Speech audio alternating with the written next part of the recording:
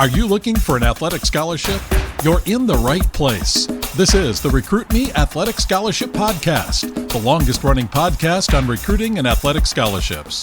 We're here to help your family navigate the recruiting road all the way to an athletic scholarship. He's a recruiting expert and a dad of a D1 athlete and a newly committed high school athlete that just received an athletic scholarship.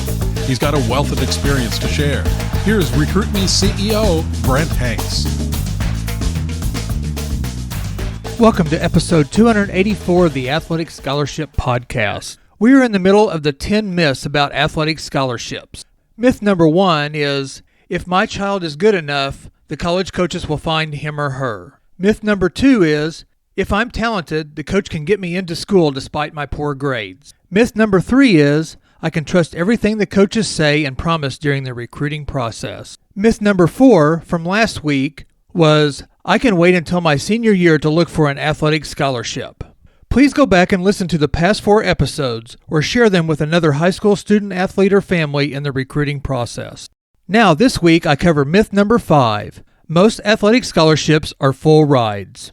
The truth about this myth from the Recruit Me 3.0 system manual says that the truth is just the opposite. Other than football and basketball, it is very rare for a student athlete to be offered a full athletic scholarship at any school. Coaches have limited scholarships as regulated by the NCAA. They try to stretch their scholarship money just as you try to stretch your education dollars. Your child will likely be offered room and board, tuition, or books, or some combination of these. Be prepared to pay some money at any school where you are offered a scholarship. It will likely only be a partial scholarship. But don't overlook additional financial aid that you may qualify for in the form of academic scholarships or grants. When you're making the tough decision as to which school to choose, consider the whole package, not just the athletic scholarship component. I find that most recruits and their families think their sport will pay for all the lessons, travel, and the equipment over the years. This is rare. Possible, but rare. Back in episodes 216 and 217, I covered scholarship information. Most athletes dream of getting that full-ride athletic scholarship, putting on that hat for Alabama or North Carolina or Connecticut at the National Letter of Intent signing. I, unfortunately, have to bust the bubble and tell and show recruits the numbers and the facts about full-ride scholarships. Let's dig into scholarship numbers and how rare full-ride scholarships are, but also that there are still a large number of ways to get your college education paid for and play your sport in college. Many of the people I talk to about recruiting don't know or really understand how the athletic scholarship process works. Many don't know about all the levels of athletic play in college, and that each level is regulated by scholarship rules and regulations and limitations. Most only know about the TV and media-dominating NCAA Division I level. Everyone knows the Florida Gators, the Arizona Wildcats, or the Notre Dame Fighting Irish. But there are actually 3 levels under the NCAA umbrella. There is NCAA Division I, Division II, and Division III levels of play. I will touch on all of these NCAA levels and the other levels of collegiate play too.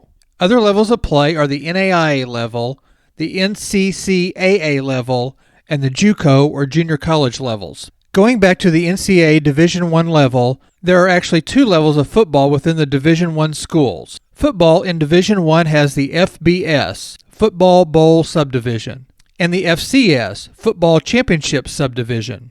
The FBS has the bowl games and gets the most attention and gets more scholarships than the FCS, which has a championship bracketed tournament at the end of the season. Here's the information from the NCAA Guide for College-Bound Student Athletes, 2021-2022, that is found on the ncaa.org website.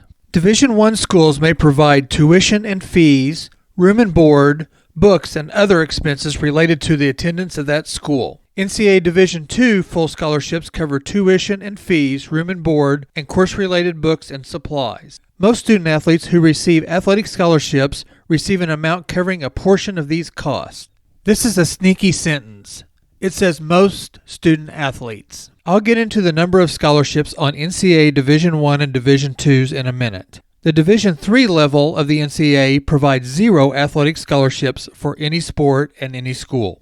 According to a chart in the NCAA Guide, 57% of Division I athletes receive any athletics aid. 60% of Division II athletes receive athletics aid, and 80% of NCAA Division III receive non-athletic aid. According to athleticsscholarships.net, there are two types of athletic scholarships in NCAA Division I.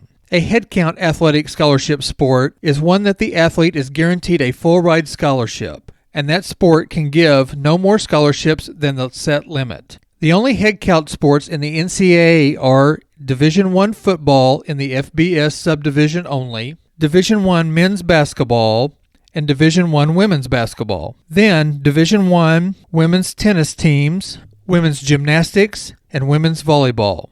The Division I FBS football gets 85 scholarships. Division I men's basketball gets 13 scholarships, and Division I women's basketball gets 15 scholarships. Division I women's tennis gets 8 scholarships, and Division I women's gymnastics get 12 headcount scholarships, and Division I women's volleyball gets 12 scholarships. These scholarships are the only guaranteed full-ride scholarships. That's 145 headcount scholarships per Division I school. Also, you have to remember those are schools with the FBS football affiliation.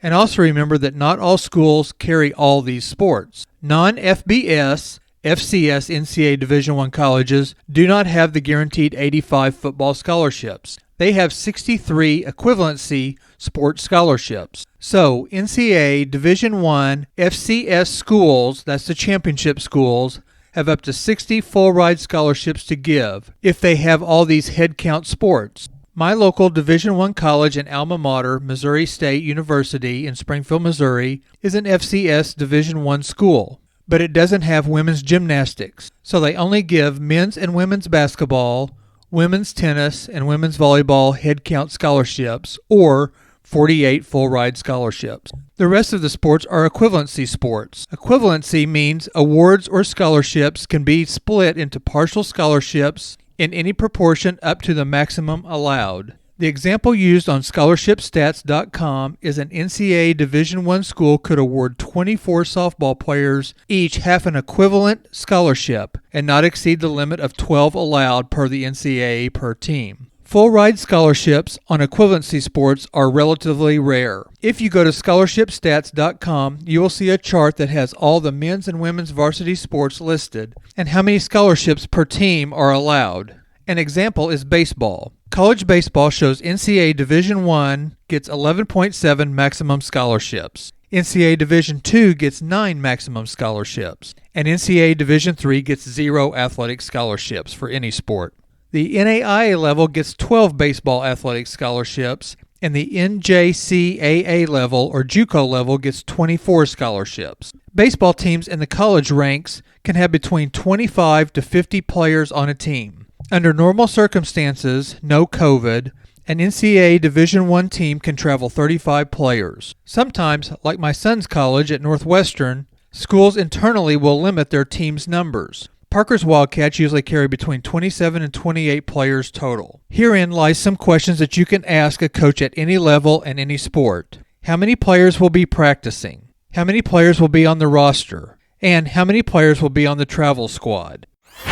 Because of Title IX and because of football providing a large number of men's athletic scholarships and the number of players, men's and women's equivalency scholarship maxes are not the same. Division I men's soccer is 9.9 scholarships, Division II is 9, and Division III is 0. NAIA soccer is 12, and JUCO soccer is 24 for men's soccer. NCAA Division I women's soccer is 14, Division II is 9.9. Division III again is 0, NAIA is 12, and the JUCO ranks in women's soccer is 24. Those are the max equivalency sports scholarships in soccer. Remember, too, not every school has to meet the maximum number of scholarships. A school or a conference may limit the number of scholarships at their level. The National Military Academies and the Ivy League schools do not give athletic scholarships, for example.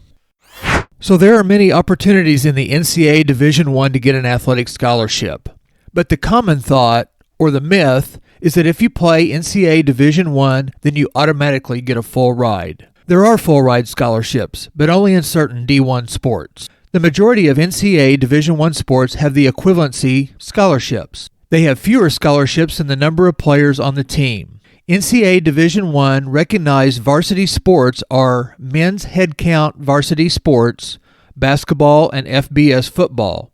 And then the equivalency sports of men's Division I are baseball, bowling, cross country, fencing, FCS football, golf, gymnastics, ice hockey, lacrosse, co-ed rifle, skiing, soccer, swimming and diving, tennis, track and field, volleyball, water polo, and wrestling. The head count varsity sports in the NCAA for women are basketball, gymnastics, tennis, and volleyball.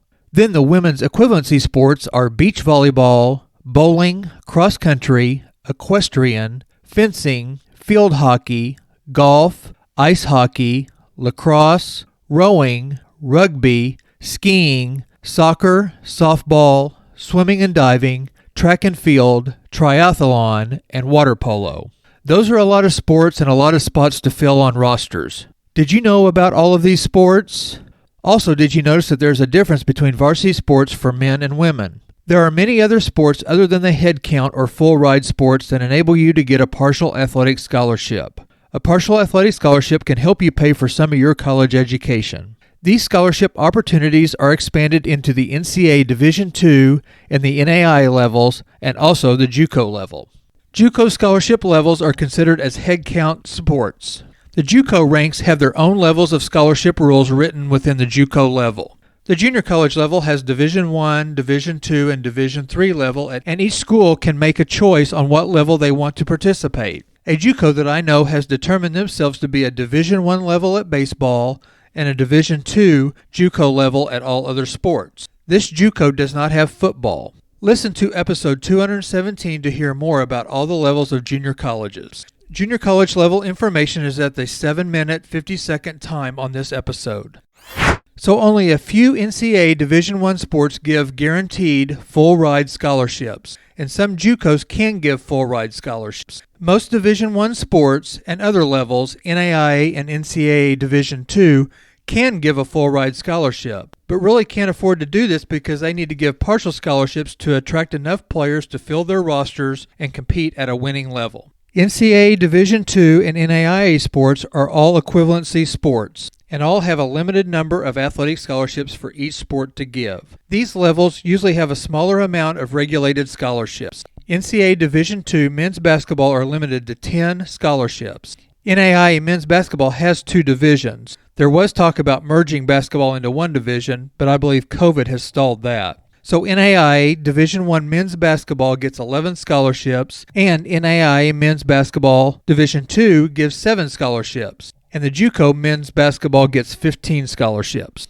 A resource that I use, collegecoachesonline.com, is a great way to see how many colleges have some of these sports.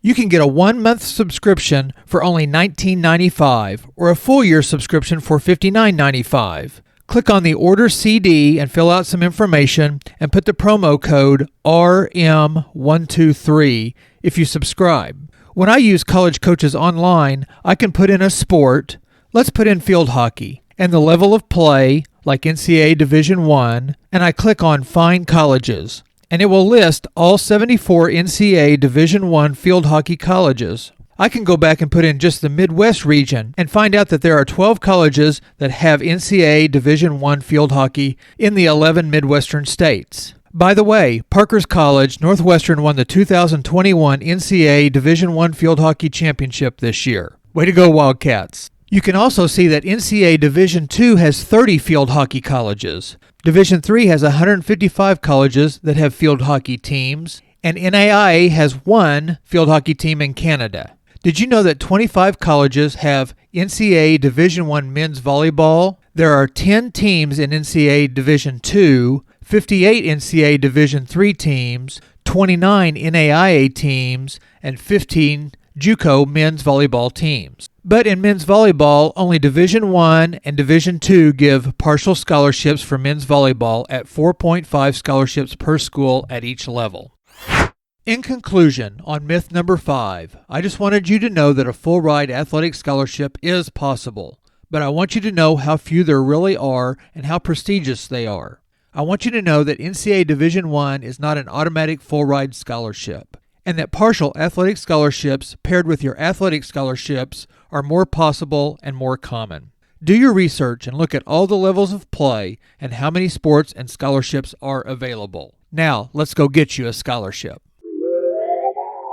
Last week's episode 283, covered the communication page and the scouting report pages of the Athletic Scholarship 24-month planner and journal. You can get the 24-month planner and journal on Amazon or by contacting me at brent@recruit-me.com. The 24-month planner and journal is only $20. Shoot, 300 pages of plain paper is almost $20. The last of the record-keeping section has pages for campus visit notes. There are 18 pages to record your campus visits, either unofficial or official visits. The top part of the page is set up to be filled out before the visit. There is a line to record the school or the college name, the coach or the coaches, the admissions contact, the date of the visit, and the appointment time. Also, the appointment locations, the address of the school, and the campus building names. The bottom 2/3 of the campus visit page has lines for visit notes. Note your impressions, what you did, the best points of the visit, and the worst points of the visit. You can write notes like these examples. The admissions staff was very helpful. They explained admissions deadlines and how to apply. And you can write, the campus didn't feel right. Not sure why, people weren't very friendly. Also, you can note, Coach Williams was great. He is already looking at another kid for my position. He will know in 2 weeks. We didn't talk about money. Then the very bottom of the campus visit page has a place to set follow-up actions to be taken. You can write stuff like, check back with Coach on August 10th, read through class descriptions in my major, and talk to the coach about money after we talk on August 10th. A great time to record your campus visit notes is on the way home from the visit. 2 of the last pages of the 24-month planner and journal have charts to compare school report cards. Making your final school choice can be difficult. If you create a report card on each school, then your decision can be made easier. These last pages let you compare your school report cards side by side. You can compare the net cost after all financial aid, the athletic scholarship offer, the athletic quality, the academic match, the quality of the program, the coaching staff, the coach's interest in you, your potential for improvement, your potential to start in 1 to 2 years, and then your overall impression. You can also add categories that are important to you, like the school size or your degree type.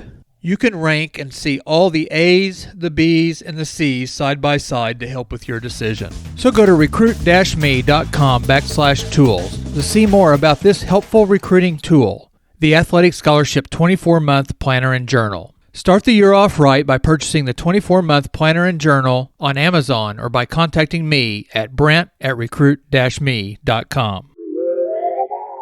Thank you for tuning in this week, and like or subscribe the Athletic Scholarship Podcast on your favorite podcast app. Share this episode or any past episodes with a friend or a teammate. Join me next week for 15 minutes that will change your athletic scholarship future.